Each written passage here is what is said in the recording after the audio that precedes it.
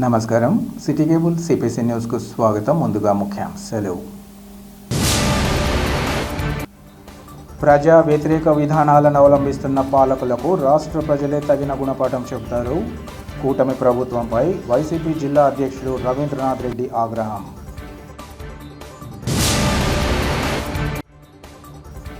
జిల్లాలోని చక్రాయపేట మండలంలో గాలివాన బీభత్సం. తమను అన్ని విధాలా ఆదుకోవాలని ప్రభుత్వానికి బాధిత రైతుల వినతి.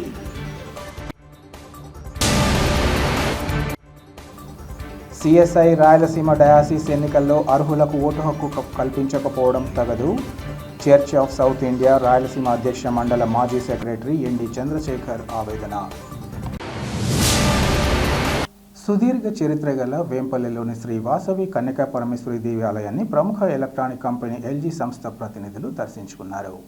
సంస్థ AP regional manager Krishnaji, branch manager Shivaji, Kadapa జిల్లా ఏఎస్ఎం సంతోష్, ప్రొద్దుటూరుకు చెందిన వ్యాపారవేత్త జూటూరు మసూదన్ రావు అమ్మవారిని దర్శించుకున్నారు. ఆలయ అర్చకులు ఇంద్రగంటి ప్రసాద్ శర్మ నేతృత్వంలో వారికి అర్చన, మహామంగళ హారతితో పాటు తీర్థ ప్రసాదాలు అందించారు. అనంతరం దుస్సాలవతో సత్కరించి అమ్మవారి చిత్రపటాన్ని అందించారు. ఆ తర్వాత వారు గండి క్షేత్రంలోని రామబాణంతో వెలిసిన శ్రీ వీరాంజనేయ స్వామి దేవస్థానానికి వెళ్లి స్వామివారిని దర్శించుకొని ప్రత్యేక పూజలు నిర్వహించారు. ఆలయ ప్రధాన, ఉప ప్రధాన అర్చకులు కేసరి, రాజాస్వాములు వారిని దుస్సాలవతో సత్కరించి స్వామి చిత్రపటంతో పాటు తీర్థ ప్రసాదాలు అందించారు. ఆ తర్వాత వేంపల్లె పట్టణంలోని బీజీఎస్ ఎలక్ట్రానిక్స్ షోరూమ్ను వారు సందర్శించారు. ఈ కార్యక్రమంలో వేంపల్లెకు చెందిన బీజీఎస్ ఎలక్ట్రానిక్స్ అధినేతలు బైరిశెట్టి బాలగంగాధర్, బైరిశెట్టి వెంకట సునీల్ కుమార్ తదితరులు పాల్గొన్నారు.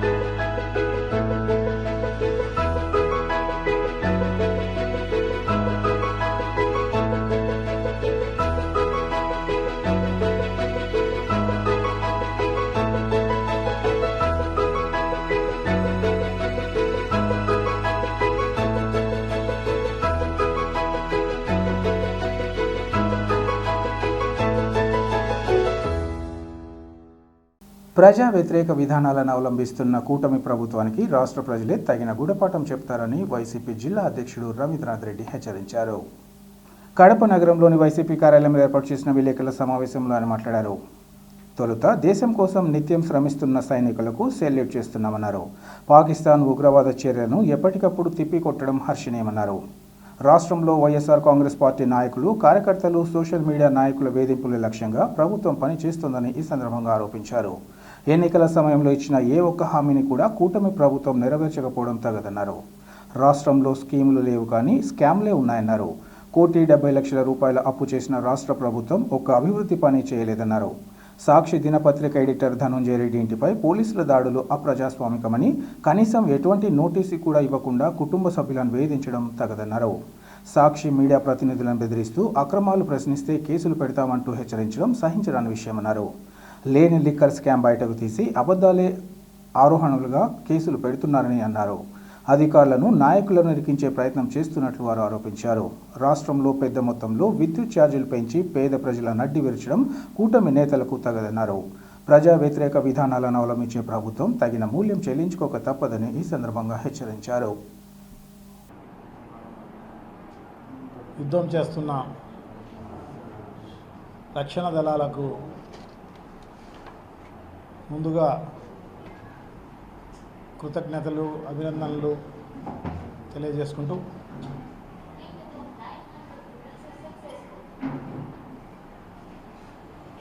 దేశవ్యాప్తంగా యుద్ధ వాతావరణం నెలకొనింది. సో కేంద్ర ప్రభుత్వం అన్ని రాష్ట్ర ప్రభుత్వాలను అలర్ట్ చేయడం జరిగింది. అన్ని రాష్ట్ర ప్రభుత్వాలు కూడా అప్రమత్తమైపోయి ప్రజలకు యుద్ధం వస్తే ఎలా దాని నుంచి కాపాడుకోవాలి, ఇవన్నీ కూడా మ్యాక్ డ్రిల్స్ చేసే కార్యక్రమం, ఇవన్నీ కూడా చేస్తూ బిజీగా ఉన్నాయి. కానీ ఈ రాష్ట్రంలో మాత్రం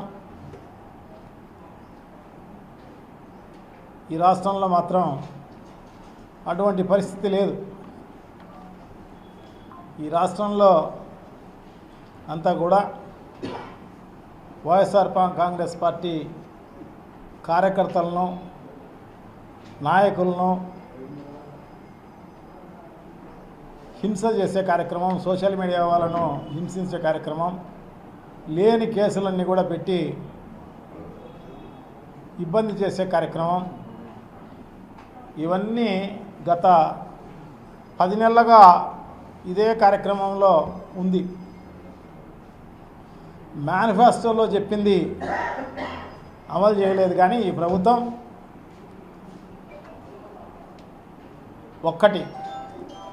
కొన్ని 600 చిల్లర హామీలు ఇవ్వడం జరిగింది. దాంట్లో ముఖ్యంగా 163 చెప్పడం జరిగింది. దాంట్లో మరీ ముఖ్యంగా సూపర్ 6 చెప్పడం జరిగింది. సూపర్ 6 600 పక్కన పోయినాయి, 160 పక్కకు పోయింది. ఇప్పుడు సూపర్ 6 అనేది కూడా అమలు చేసిన పరిస్థితి ఏమీ లేదు. సూపర్ 6లో ఒక్కటి కూడా అమలు చేయకపోగా, ఈ రాష్ట్రంలో అభివృద్ధి అనేది చేయకపోగా, ఎక్కడ చూసినా అప్పులు చేసేసి 1,70,000 కోట్ల రూపాయలు అప్పులు చేసి లంచాలు, కమిషన్ల కోసం పనిచేస్తున్న ఈ ప్రభుత్వం నిజంగా కూడా చాలా దారుణం. ప్రజలు ఎవరు కూడా ఇట్లా ఊహించలే. సో ఆ రకంగా చేస్తున్న ఈ దుర్మార్గమైన చర్యలను తీవ్రంగా ప్రతి ఒక్కరూ కూడా, ప్రజలందరూ కూడా ఖండించాల్సిన అవసరం తప్పకుండా ఉంది. దీనికి పరాకాష్ఠగా సాక్షి పత్రిక పైన సంపాదకుని ఇంటిపైన పడి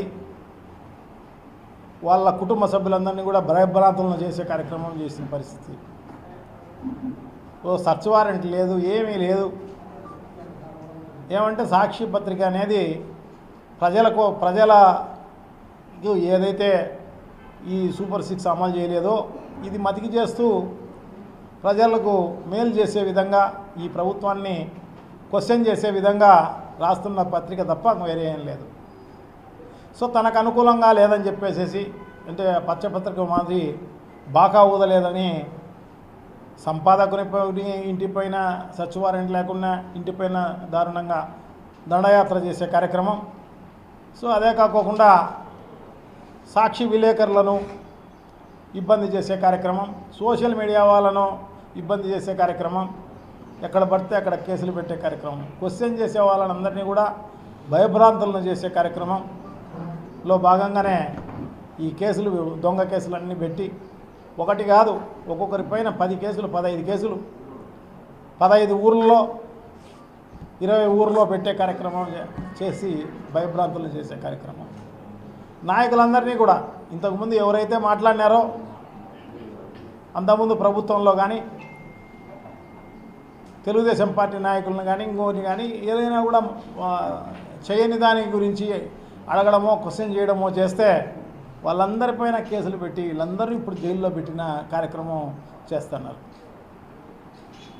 సో ఇదే కాకుండా లేని లిక్కర్ స్కామ్ బయటికి తీసి అబద్ధాలే ఆరోపణలుగా అదే ఎఫ్ఐఆర్గా తయారు చేసే కార్యక్రమం అంతా కూడా చేసి రోజుకొకరిని టార్గెట్ పెట్టి ప్రతి ఒక్కరిని అంటే నాయకులను అధికారులను అందరినీ కూడా ఇరికించే కార్యక్రమం, కేసులు పెట్టే కార్యక్రమం ఇన్ని చేస్తున్న పరిస్థితి అన్నమాట. అది లేనే కేసే ఏమీ లేదు, సంబంధం లేని ఇష్యూ. లిక్కర్ అనేది అది ఎంత పారదర్శకంగా జరిగిందనేది మనందరికీ కూడా బాగా తెలిసిన విషయమే. Church of South India Rayalaseema డయాసిస్కు ఎన్నికల నిర్వహణలో భాగంగా అర్హులకు ఓటు హక్కు కల్పించకపోవడం తగదని church of South India Rayalaseema అధ్యక్ష మండల మాజీ సెక్రటరీ ఎన్డి చంద్రశేఖర్ తెలిపారు. కడప నగరంలోని వైఎస్ఆర్ మెమోరియల్ ప్రెస్ క్లబ్లో ఏర్పాటు చేసిన విలేకరుల సమావేశంలో ఆయన మాట్లాడారు. Church of South India Rayalaseema diocese అనేది సిఎస్ఐ పేరుతో పాపులర్ అయిందన్నారు. ఈ డయాసిస్ కింద రాయలసీమ అంతటా చర్చిలు ఉన్నాయన్నారు. కడప నగరానికి సంబంధించి సిఎస్ఐ సెంట్రల్ క్రైస్ట్ చర్చిలు ఉండగా వాటి పరిధిలో 2060 పైగా కుటుంబాలున్నాయన్నారు. డయాసిస్కు సర్వసాధారణంగా 3 ఏళ్లకు ఒకసారి ఎన్నికలు జరిపి 10 మంది సభ్యులుగా ఎన్నుకుంటారన్నారు. ఈ ఎన్నికల్లోని నిబంధనలు బిషప్ రూపొందించి ఎన్నికల నిర్వహణకు చర్యలు చేపడతారని ఆయన తెలిపారు. అయితే ఈ ఎన్నికల సందర్భంగా అనర్హులకు ఓటు హక్కు కల్పించి అర్హులైన వారికి ఓటు హక్కు కల్పించకపోవడం బాధాకరమన్నారు. తమ church pastor reverend Victor Raj పేరు, అతని భార్య పేరు ఉందన్నారు. అయితే పాస్టర్ భార్య ఎస్సీ వర్గానికి చెందిన వ్యక్తి కారణంగా అనర్హురాలిగా ప్రచారంలో ఉందన్నారు. డిఫాల్టర్గా ఉన్న వ్యక్తి ఓటర్ లిస్టు ఎలా తయారు చేస్తారో అర్థం కావడం లేదన్నారు. ఈ విషయంగా ఎస్పీతో పాటు పోలీసులను కలిశామని, కలెక్టర్ను కలవనున్న తరుణంలో మీడియా ముఖంగా అన్ని అంశాలను తెలియచేయాలని నిర్ణయించి పత్రికా సమావేశం ఏర్పాటు చేసినట్లు ఆయన వివరించారు. పత్రికా ప్రతినిధులకు, మీడియా సోదరులకు church of South India Rayalaseema అధ్యక్ష మండలం తరఫున మాజీ సెక్రటరీగా మీ అందరికీ నా నిండు హృదయపూర్వక కృతజ్ఞతలు, ధన్యవాదాలు తెలియజేస్తున్నాను. Church of South India Rayalaseema diocese అన్నటువంటిది సిఎస్ఐ పేరుతో పాపులర్ అయింది. ఇది రాయలసీమ అంతటా ప్రతి చోట చర్చెస్ ఉంటున్నాయి. మరి ప్రధానంగా కడప పట్టణంలో 2 చర్చిలు ఉన్నాయి. ఒకటి సిఎస్ఐ సెంట్రల్ చర్చ్, రెండవది CSI Christ church. CSI central church నందు దాదాపుగా 1260 కుటుంబాలు ఉంటున్నాయి. మరి అదేవిధంగా క్రైస్ట్ చర్చ్ నందు 800 పైచిలుకు కుటుంబాలు ఉంటున్నాయి. ఈ చర్చెస్లో సర్వసాధారణంగా 3 సంవత్సరాలకు ఒకసారి చర్చి ఎన్నికలు జరుగుతాయి. ఈ చర్చి ఎన్నికలలో 10 మందిని సభ్యులుగా ఎన్నుకుంటారు. ఈ ఎన్నికలలో ఉన్నటువంటి నిబంధనలను బిషప్ గారు ఒక మ్యాండేట్ రూపంలో కొన్ని నిబంధనలు రూపొందించి ఆ నిబంధనల మేరకు ఎవరైతే ఓటర్స్గా ఉన్నారో వాళ్ళందరూ ప్లెడ్జ్ ఫామ్స్ అని ఇస్తారు. ఆ ప్లెడ్జ్ ఫామ్స్ను వారు ఫిలప్ చేయవలసి ఉంటుంది. దీనికి అర్హతలు ఏమున్నాయంటే ఓటర్ కావాల్సినటువంటి వ్యక్తి తన ఆదాయంలో 2% కానుకగా చెల్లించాలి. అదేవిధంగా అతను కానీ అతని కుటుంబంలో ఏ ఒక్కరు కానీ ఎస్సీలుగా ఉండకూడదు. అనగా బీసీసీలకు మాత్రమే ఈ ఓటు హక్కు కలిగి ఉంటుంది. ఈ విధంగా ప్రతి వ్యక్తి ఇలాంటి ఫ్రెడ్జ్ ఫామ్ ఫిలప్ చేసి ఈ ఫ్రెడ్జ్ ఫామ్లో తన యొక్క డీటెయిల్స్ రాసి ఇవ్వాలి. ఉద్యోగస్తులైతే వారి ఎస్ఆర్ ఇవ్వాలి. మామూలుగా సాధారణమైనటువంటి వ్యక్తులైతే 10వ తరగతి సర్టిఫికెట్ కానీ లేకపోతే ఎంఆర్ఓ గారి దగ్గర నుంచి నేను బీసీసీకి సంబంధించినటువంటి వ్యక్తిని అని ఆ సర్టిఫికెట్ రూపొందించాలి. మినిమం మామూలు సభ్యుడు లేబర్ కానీ ఇంకేదైనా పని చేసుకునే వ్యక్తి నెలకు 200 రూపాయలు కట్టాలి. మరి ఉద్యోగస్తులు అనేటటువంటి వారు వారి ఆదాయంలో 2% కట్టాలి. ఈ డిక్లరేషన్ ఫామ్కు ఆ ఆదాయము ప్లస్ పిల్లల యొక్క టీసీలు ఇవన్నీ కూడా రూపొందించాలి. ఈ విధంగా నిబంధనలు ఉన్నాయి. ఆ ప్రతి వ్యక్తి ప్రతి ఆదివారము చర్చికి రావాలి. ఆ చర్చిలో కమ్యూనియన్ అని ఇస్తారు.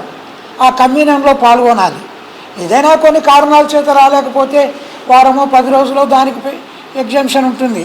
నిబంధనలకు అనుగుణంగా ఇవి మనము ఫుల్ఫిల్ చేయాలి.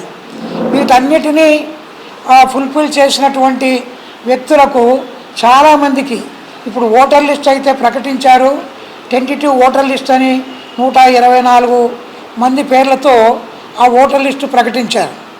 ఈ ప్లెడ్జ్ ఫామ్ వేసే విషయంలో బిషప్ కుటుంబం కానీ పాస్టర్ కుటుంబం కానీ మిగతా ఓటర్స్ కాదలిచిన వారందరూ కూడా వారి వారి ప్లెడ్జ్ ఫామ్స్ వేయాలి. కానీ ఇక్కడ ఏమైందంటే మరి బిషప్ గారు కానీ తర్వాత పాస్టర్ గారు కానీ వారి ప్లెడ్జ్ ఫామ్స్ వేయలేదు. కానీ ఓటర్ లిస్ట్ తయారు చేసేటప్పటికి వారి పేర్లు ఉన్నాయి. ఒకవేళ గౌరవమైనటువంటి వ్యక్తులు మేము అనుకుంటే మీరు గౌరవంగా ఉండొచ్చు, మిమ్మల్ని మేము గౌరవిస్తాం కాదని చెప్పడం లేదు. బట్ కాన్స్టిట్యూషన్ మేరకు ఓటర్ కాదలిసిన ప్రతి వ్యక్తి నీ ఏ హోదాలైనా ఉండొచ్చు, ప్రతి వ్యక్తి కూడా ఆ ప్లెడ్జ్ ఫామ్ అనేటటువంటిది ఫిలప్ చేసి తీరాలి. వారు ఫిలప్ చేయకపోయినప్పటికీ వారి పేర్లు ఉన్నాయి, మేము వాళ్ళని గౌరవిస్తాం. ఇక్కడ టెంటేటివ్ ఓటర్ లిస్టు వేసేటప్పుడు మా church pastor reverend Victor Raj అనేటటువంటి వ్యక్తి మొట్టమొదట టెంటేటివ్ లిస్టులో వేసినప్పుడు అతని పేరు అతని భార్య పేరు ఉన్నది. ఇక్కడ ఈ టెంటేటివ్ ఓటర్ లిస్టు వేసినప్పుడు మేము మళ్ళీ ఒరిజినల్ ఓటర్ లిస్టు వేసేటప్పుడు కొన్ని అబ్జెక్షన్స్ ఇస్తారు ఓట్లు రానటువంటి వాళ్ళను మేము అవి మళ్ళీ మేము ఫిలప్ చేసి వాళ్ళకి ఇవ్వాలి. ఆ టైంలో ఆ విక్టర్ రాజు అనేటటువంటి పాస్టర్ గారి భార్య ఎస్సీకి చెందినటువంటి వ్యక్తి. ఆ ఎస్సీకి చెందినటువంటి వ్యక్తి కనుక అనేది ప్రచారం అయింది. మేమేం తెలియజేయలే, ప్రచారం అయింది. ప్రచారంలోకి వచ్చేటప్పటికి ఫైనల్ లిస్ట్ చేసేటప్పటికి పాస్టర్ గారి పేరు ఉంది, వారి సతీమణి గారి పేరు లేదు. ఎవరైతే ఓటర్ లిస్టు చేసే చైర్మన్ అధికార హోదాలో ఉన్నాడో ఆ వ్యక్తి యొక్క భార్య పేరే లేదు, అతనే డిఫాల్టర్. అతను ఎట్లా ఈ ఓటర్స్ లిస్ట్ తయారు చేస్తారో మీరే నిర్ణేతలు. జిల్లాలోని చక్రాయపేట మండలంలో గురువారం సాయంత్రం గాలివాన బీభత్సం సృష్టించింది. మండల పరిధిలోని కె ఎర్రగుడి, కల్లూరుపల్లి, కె రాజుపల్లెలో ఉదయం నుంచి ఎండవేడిమి అధికంగా ఉన్నప్పటికీ సాయంత్రానికి ఒక్కసారిగా వాతావరణంలో మార్పులు చోటు చేసుకున్నాయి. ఈ క్రమంలో పెద్ద ఎత్తున వీచిన ఈదురుగాలుల కారణంగా మామిడి చెట్లు విరిగి కింద పడడంతో దాదాపు కాయలన్నీ రాలిపోయాయి. ఈ సందర్భంగా బాధిత రైతులు మాట్లాడుతూ అకాల వర్షం, ఈదురుగాలుల కారణంగా తాము తీవ్రంగా నష్టపోయామన్నారు. కాయలు చేతికి అందుతున్న దశలో వీచిన గాలుల కారణంగా తాము కోలుకోలేని స్థితిలో ఉన్నామని ఆవేదన వ్యక్తం చేశారు. ప్రభుత్వం పంట నష్టపరిహారం అందజేసి తమను అన్ని విధాలా ఆదుకోవాలని బాధిత రైతులు కోరుతున్నారు.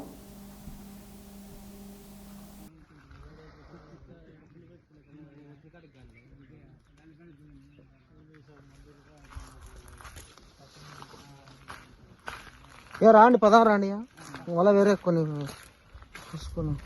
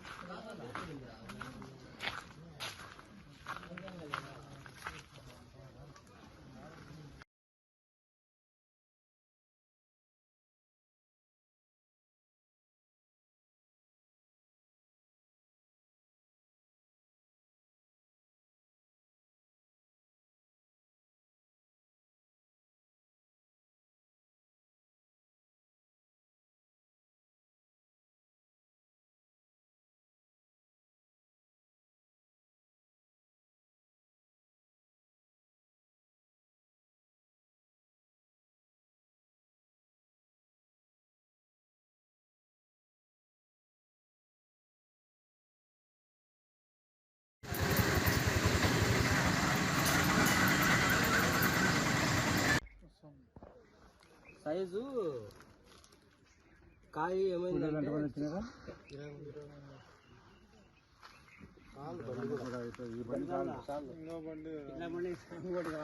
ఇంకోటి కూడా ఎట్లా ఉంటుందబ్బా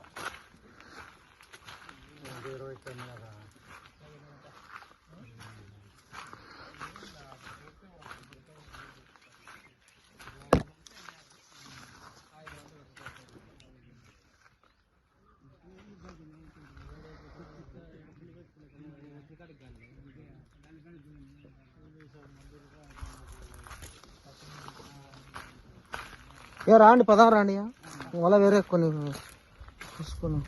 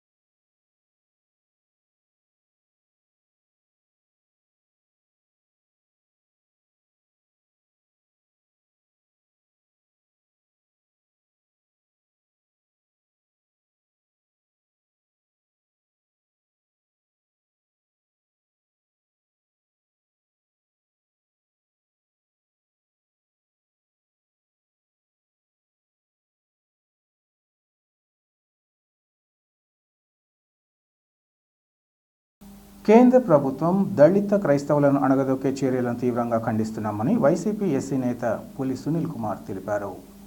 కడప నగరంలోని వైసీపీ కార్యాలయంలో ఏర్పాటు చేసిన విలేకరుల సమావేశంలో ఆయన మాట్లాడారు. ఓ పాస్టర్ కేసు వేస్తే దానికి సంబంధించిన తీర్పును యావత్ క్రైస్తవ సమాజానికి వర్తించేలా వ్యవహరించడం దారుణమన్నారు. దళితులుగా ఉన్న క్రైస్తవులు చర్చికి వెళితే వారికి క్రైస్తవ హోదా లేకుండా చేయడంతో పాటు వారికి ప్రభుత్వం నుంచి అందే అభివృద్ధి ఫలాలు దక్కకుండా చేయాలన్న కుట్రను తిప్పికొడుతున్నామన్నారు. కులం మతం అనేది వేర్వేరన్న విషయాన్ని పాలకులు గుర్తించాలన్నారు. దళితులు క్రైస్తవులను టార్గెట్ చేయడం ఏమాత్రం సమంజసం కాదన్నారు. రాష్ట్ర ప్రభుత్వం కూడా క్రైస్తవులకు ద్రోహం చేసేదిగా వ్యవహరించడాన్ని తాము ఖండిస్తున్నామన్నారు.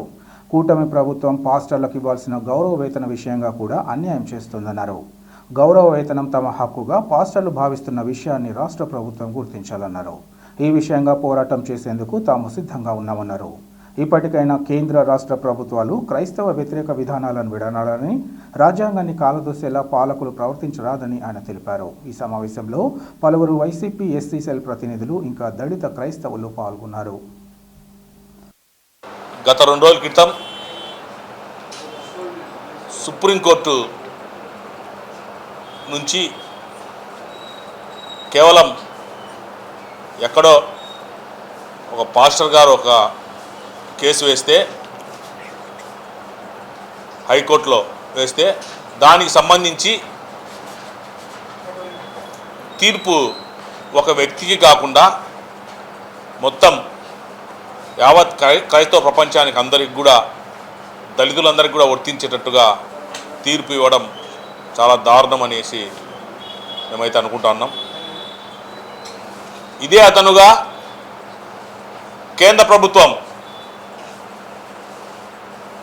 ఇప్పుడు చూస్తున్నటువంటి పరిస్థితులలో క్రైస్తవులను అనగదొక్కాలి అని చెప్పేసి ఒక ధోరణితో ఈ కేంద్ర ప్రభుత్వం ఉంది తప్పితే ఇంకొకటి కాదు అని చెప్పేసి మేమైతే ఖచ్చితంగా చెప్తా ఉన్నాం. ఎందుకంటే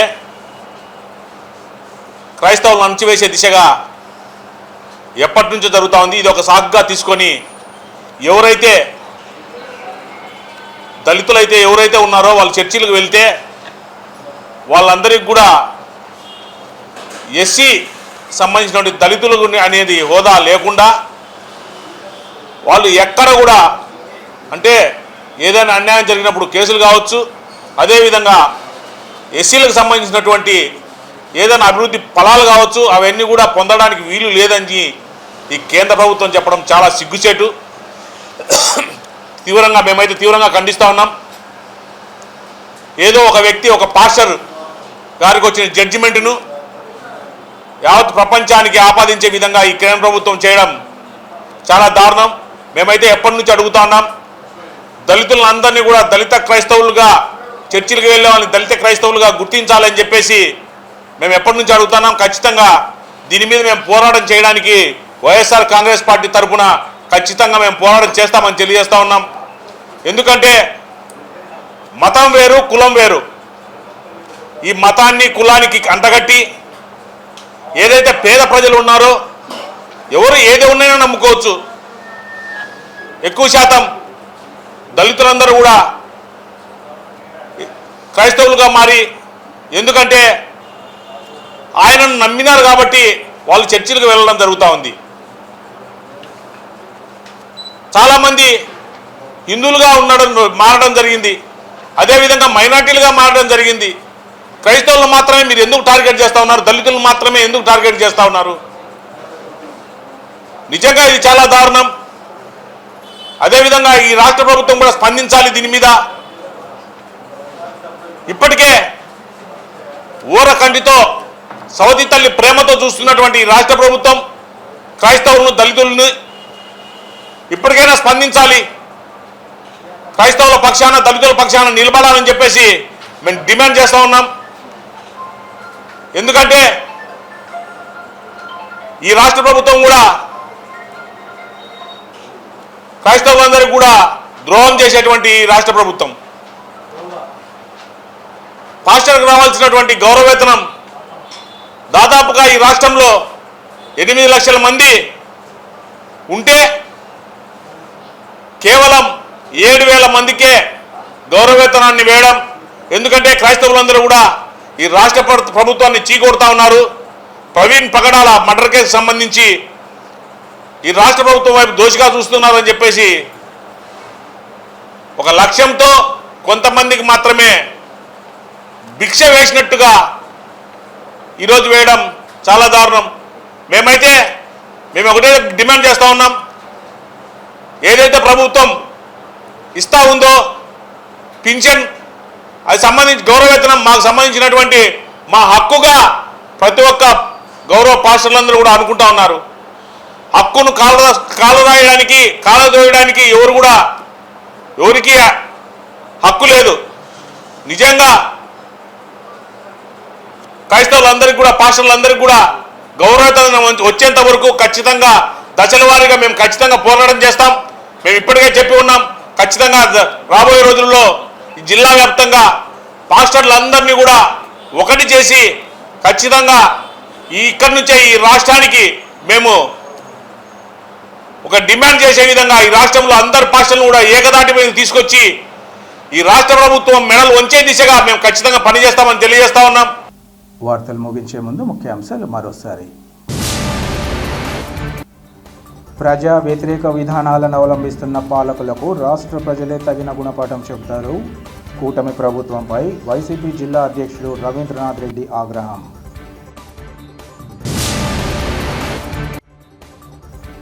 జిల్లాలోని చక్రాయపేట మండలంలో గాలివాన బీభత్సం.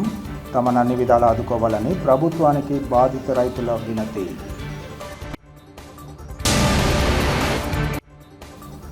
సిఎస్ఐ రాయలసీమ డయాసిస్ ఎన్నికల్లో అర్హులకు ఓటు హక్కు కల్పించకపోవడం తగదు. Church of South India Rayalaseema అధ్యక్ష మండల మాజీ సెక్రటరీ ఎన్డి చంద్రశేఖర్ ఆవేదన. సిటీ కేబుల్ సిపిఎస్ న్యూస్ ఇంతటితో సమాప్తం. నమస్కారం.